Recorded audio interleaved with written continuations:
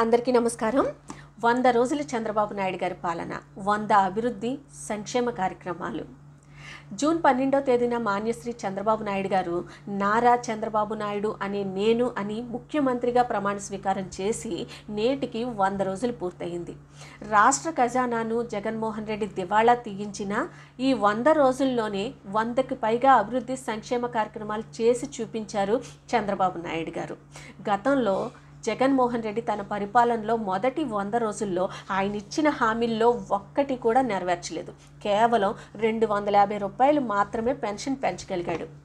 కానీ చంద్రబాబు నాయుడు గారు రాష్ట్రం ఇంతటి ఆర్థిక సంక్షోభంలో ఉన్నా కూడా మొదటి 100 రోజుల్లోనే 100కు పైగా అభివృద్ధి సంక్షేమ కార్యక్రమాలని చేసి చూపించారు చంద్రబాబు నాయుడు గారు. వాటిలో ప్రముఖమైన విషయాలలో కొన్నింటి గురించి ఈరోజు మనం మాట్లాడుకుందాం. అందులో మొదటిది పెన్షన్ పెంపు.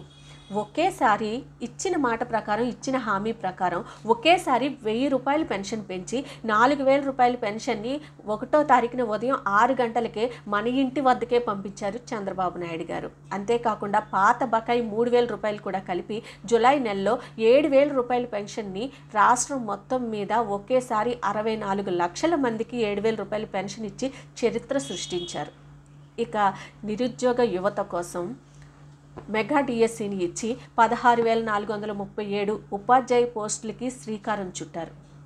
ఇక పేదవాడి కడుపు నింపటం కోసం గతంలో జగన్మోహన్ రెడ్డి అన్నా క్యాంటీన్లు రద్దు చేసి పేదవాడి కడుపు మీద కొడితే చంద్రబాబు నాయుడు గారు 100 రోజుల్లోనే 100 అన్నా క్యాంటీన్లు పెట్టి పేదవాడి కడుపు నింపుతున్నారు. అలాగే ఈ మొదటి 100 రోజుల్లోనే మనకి అనుకోని విపత్తు వరదలు. ఈ వరదల్లో విజయవాడ ఎంత అతలాకుతలం అయిపోయిందో మనందరికీ తెలుసు. ఇలాంటి వరదల్లో ఆ రాష్ట్రంలో అప్పులు తప్ప నిధులు లేక ఎంతటి ఆర్థిక సంక్షోభంలో ఉన్నా కూడా చంద్రబాబు నాయుడు గారు ఏ మాత్రం అదరకుండా బెదరకుండా విజయవాడలోనే బస్సులోనే కలెక్టరేట్లోనే 10 రోజులు అక్కడే ఉండి బాధితులకు అండగా ఉండి వారి కోసం ఒక కిట్ని 25 కేజీలు బియ్యం, 2 కేజీలు పంచదార, 2 కేజీలు కందిపప్పు, అలాగే కేజీ ఆయిల్, 2 కేజీలు బంగాళదుంపలు, 2 కేజీలు టమాటాలు, అలాగే బిస్కెట్ ప్యాకెట్స్, నూడిల్స్ వంటి కిట్స్ని ఇచ్చి వాళ్ళని ఆదుకున్నారు. గతంలో ఇలాంటి విపత్తులు కలిగినప్పుడు జగన్మోహన్ రెడ్డి కేవలం 5 కేజీల బియ్యం, 100 గ్రాముల కందిపప్పు, అలాగే 4 టమాటాలు, 4 బంగాళదుంపలు ఇచ్చి చేతులు దులుపుకున్నాడు. ఇక డ్వాక్రా మహిళల కోసం వడ్డీ లేని రుణాలు 5 లక్షల నుంచి 10 లక్షల వరకు పెంపు చేశారు. అలాగే కేంద్రం నుంచి మన పోలవరం కోసం 12,500 కోట్ల నిధుల మంజూరుకు ఆమోదం తెలిపారు. అలాగే అమరావతికి 15,000 కోట్ల నిధుల్ని కేంద్రం నుంచి రాబట్టగలిగారు. ఇక మన ఐటీ శాఖ మంత్రి లోకేష్ గారు ఒక చిన్న వాట్సాప్ మెసేజ్తో 25 మంది దివ్యాంగ విద్యార్థులకు వాళ్ళ మార్కుల మెమోలో మార్పులు చేసి ప్రతిష్టాత్మకమైన ఐఐటి, నిట్, IIIT వంటి ప్రవేశ పరీక్షలకు వాళ్ళకి అర్హత కలిగేలాగా చేశారు. అలాగే ఇచ్చిన హామీ ప్రకారం ల్యాండ్ టైటిలింగ్ యాక్ట్ను రద్దు చేసి ప్రజల ఆస్తులకి రక్షణ కల్పించారు. ఇక మన డిప్యూటీ సీఎం పవన్ కళ్యాణ్ గారు ఒకే రోజు రాష్ట్ర వ్యాప్తంగా 13,326 గ్రామ పంచాయతీల్లో గ్రామ సభలను నిర్వహించి 4,500 కోట్ల ఉపాధి హామీ పనులకి తీర్మానాలు చేసి ఒక రికార్డును సృష్టించారు. అలాగే రైతులకు ధాన్యం బకాయిలకి 1,674 కోట్లు విడుదల చేసింది ప్రభుత్వం.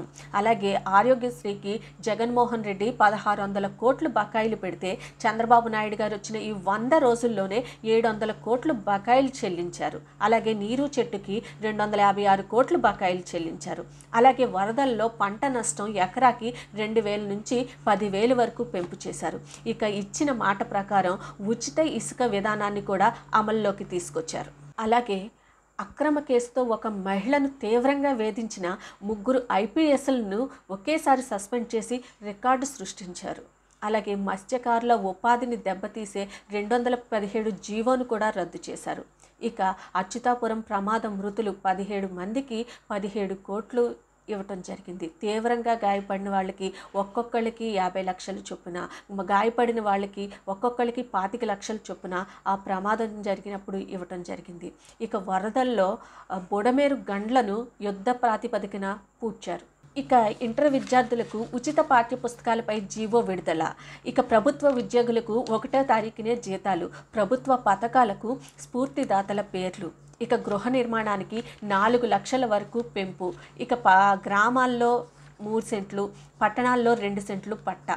ఇక రాష్ట్రంలో భారీ విస్తరణకు 15,000 ఉద్యోగాల భర్తీ కోసం హెచ్సిఎల్ను ఒప్పించిన నారా లోకేష్ గారు. ఇక గత ప్రభుత్వం జగన్మోహన్ రెడ్డి చిక్కీలు గుడ్లకి బకాయిలు పెట్టిన కాంట్రాక్టర్లకి 178.5 కోట్లు విడుదల చేసింది ప్రభుత్వం. మహిళల ఉచిత ప్రయాణం కోసం 1489 కొత్త బస్సుల్ని కొనుగోలు చేశారు.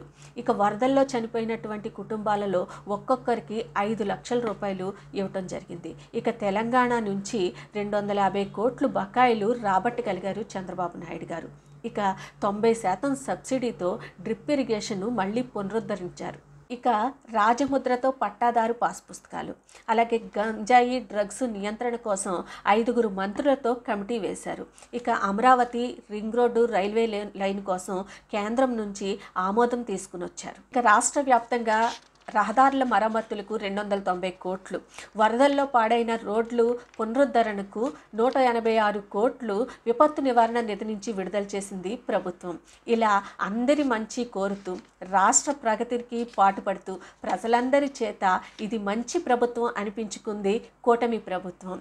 ఇది మన ముఖ్యమంత్రి చంద్రబాబు నాయుడు గారి మంచి పరిపాలన. ఇది మన మంచి ప్రభుత్వం. Thank you CM sir.